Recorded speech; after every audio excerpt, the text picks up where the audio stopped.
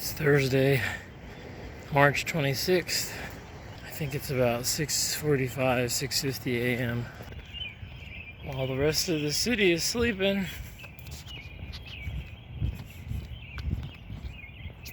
As usual, I'm out, man. I'm out and I'm putting in the work for my physical, definitely for my mental. Because I'm just on a walk right now. I think if I didn't go on this walk right now, I might be doing a disservice to my mental health. Kind of going insane, being trapped indoors. Been walking for a good 22 minutes. Not bad. Not bad since it's the only outdoor activity I've gotten in the last 3 days. One of the things I had on my mind while I'm out here walking is the topic of predictability. Predictability.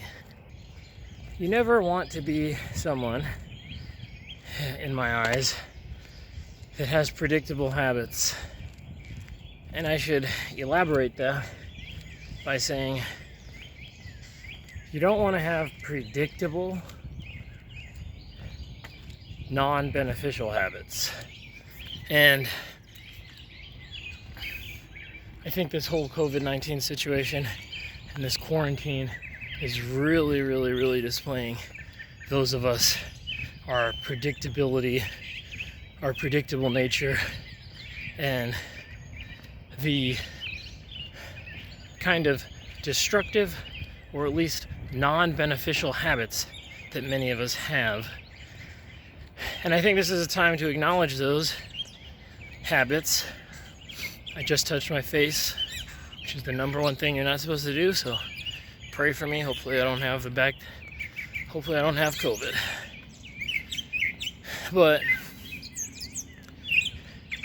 you don't want to be someone who's predictable in nature, and most importantly, someone that's predictable in their bad habits.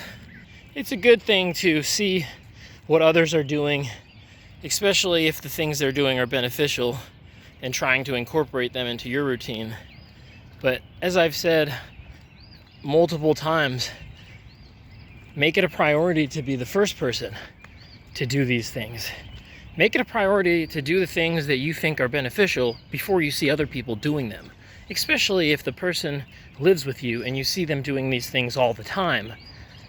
Make it a priority that you take initiative and you start wanting to get better and you decide to do things on your own first. And that's a big pet peeve of mine, if you haven't noticed. If you see someone trying to take active steps to benefit their lives, whether that's to increase their social skills, their physical abilities, their mental, their internal, their spiritual, whatever it is, don't constantly wait and sit on the back burner until you see them do things, and then wait until you see that there's no danger and you're safe if you copy someone. Get up and do it. This is as simple as waking up and going on a goddamn walk. It's not very hard. As you can see, since I've been out here for the last 36 minutes, now everyone is coming out. But I'm doing my best to distance myself and get out because it's necessary, at least in my eyes. And unless it's not necessary in someone else's eyes, you would think that they would be out here too. I'm glad to be outside, glad to get a walk in. And we all know the best time to do it, get out, get fresh air during a situation like this, would be early in the morning before too many people are out, so you can get out and get your fresh air to start the day in the case you don't get out again. We all know that, but how many of us are actually doing it? How many of us are doing our part? And how many of us are waiting until later in the day when it's warmer outside and it's a bit more convenient for us, and then putting so many others at risk by going out in very large groups around 10 a.m., noon for lunchtime walks, when it's a lot more dangerous and there are a lot more people out and none of them are practicing social distancing? How many people are really doing their part to get up, wake up early, go out? It's a little less convenient, but they're doing their part to be out early in the day and walk. I am, and I don't like to see other people waiting on my cue to do it themselves. If you're gonna be a predictable person, that's okay, but make sure your predictability comes from positive behavior. Make sure people look at you as a sign of consistency and as a sign of having discipline and a routine despite the circumstances and under any condition. If you're going to be predictable for something like that. Don't be predictable for being the lazy asshole in the office that always eats junk and has been trying to lose weight for the last 3 years and has only packed on the pounds. Don't be predictable as the person who's been trying to quit smoking cigarettes for years and can't stop. Don't be predictable as someone who will never ever push themselves or ever sign up for a race, sign up for an event, or even participate in any type of challenge until they see someone else volunteer, push themselves, and complete said challenge before they think about doing it. Don't be that type of person. Don't be a scared individual that has no desire to grow. Don't be that person. Don't be a predictable person whom, no matter the situation, if there's a challenge ahead, you can count on them to fold. I would say that there are many predictable aspects of my personality. I would say it's not even a stretch to call me a predictable person. And I don't mind that, because I'm pretty certain that most of the predictable aspects of my personality benefit me.